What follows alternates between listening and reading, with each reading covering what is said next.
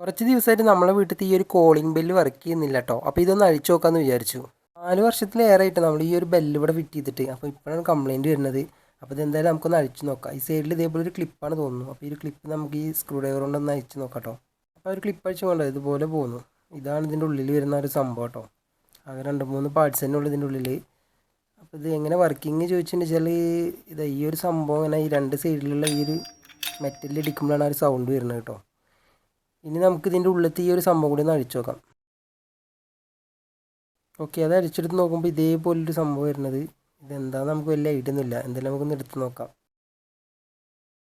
ഇതിനൊരു കവറിങ് കേട്ടോ.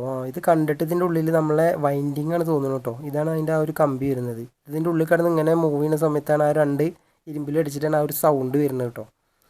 അപ്പോൾ ഇനി ഇതിൻ്റെ ഉള്ളിലെ നമുക്ക് എന്താ സംഭവം എന്ന് നോക്കാം.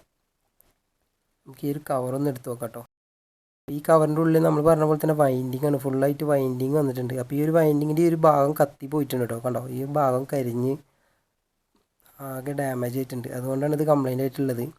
അപ്പോൾ ഇനിയിപ്പോൾ ഇതൊന്നിനും പറ്റില്ല. ഇത് നേരെ കൊണ്ട് കളയുക, എന്നിട്ട് വേറെ പുതിയൊരു ബെല്ല് വാങ്ങിയിട്ട് നമ്മൾ ഫിറ്റ് ചെയ്യാം. അപ്പോൾ വീഡിയോ ഇഷ്ടപ്പെട്ടാൽ ലൈക്ക് ചെയ്യാൻ മറക്കരുത് കേട്ടോ.